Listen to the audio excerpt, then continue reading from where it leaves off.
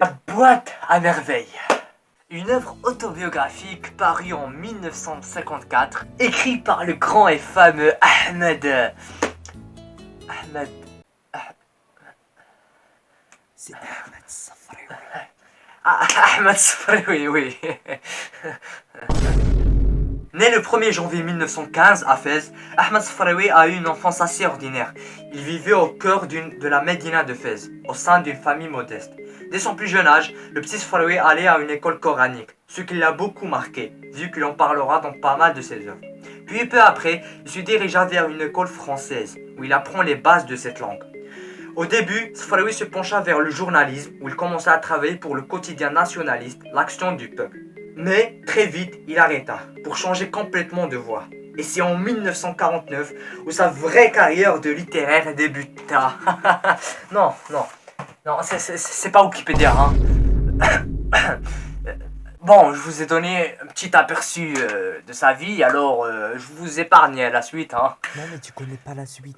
Bah non, il va devenir boulanger.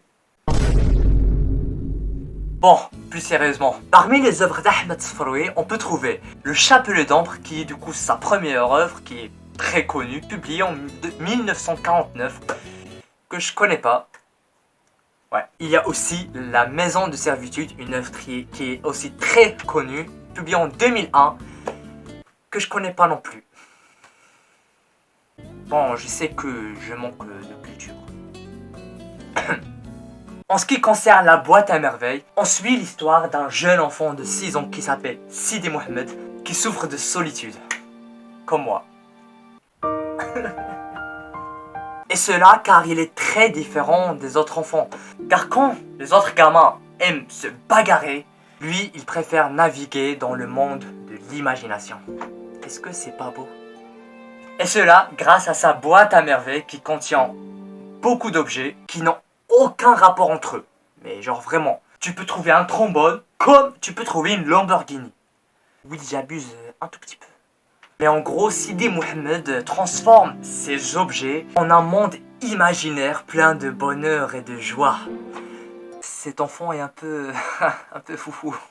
Mais grosso modo, l'histoire en soi tourne autour de Sidi Mohamed et de ses aventures qu'on découvrira au fur et à mesure qu'on lit cette magnifique œuvre tout simplement.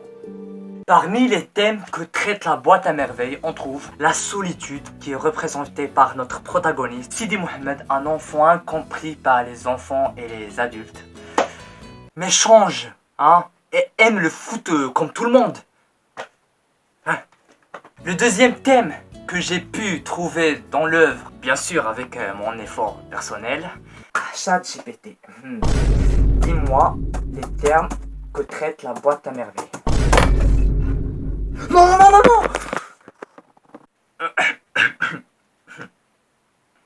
Bon, et comme deuxième thème qui se trouve dans la boîte à merveilles, il y a la superstition, notamment avec la chouafa et ses rituels, les croyances des femmes à l'ancienne, hein, car ils croyaient à des trucs fous. Genre, ils se prennent un poteau, ils disent que c'est à cause du chat noir qu'ils ont vu le matin. Non mais, qu'est-ce que le chat vous a fait, hein? Laissez-le tranquille, il a rien demandé. Oh. Et on peut aussi trouver un contraste entre le monde imaginaire et le monde réel, genre avec l'imagination de Sidi Mohamed, les esprits maléfiques et les genoux de la chouafa, etc. Hein. Mais vous vous rendez pas compte, il y a tellement de thèmes traités dans la boîte à merveilles que je peux pas tous vous les citer, sinon la vidéo va faire plus d'1 heure. Et j'ai pas envie. Voilà. Merci. Bon, maintenant il est temps de vous dire mon avis sur l'œuvre. Personnellement, la boîte à merveilles n'a pas su trop me captiver. Certes, l'histoire est très bonne, mais ce n'est pas le genre de récit que je vais lire avec passion.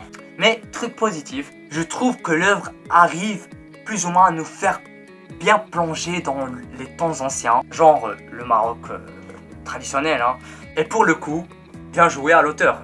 Mais en soi, la boîte à merveilles n'est pas le genre d'histoire que je vais lire, tout simplement. Car je trouve que les aventures de Sidi Mohamed ne sont pas très passionnantes, hein. C'est assez fade. Mais bon, ça reste mon avis. Bon, on est arrivé à la fin de cette fiche de lecture qui est en format vidéo, hein, ce qui est assez original. Hein.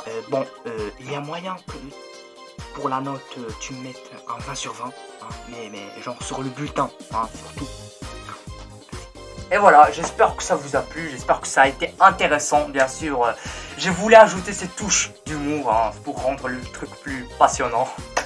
Et voilà, j'espère que ça vous a plu et je vous dis à la prochaine pour de prochaines fiches de lecture. Hein. Au revoir.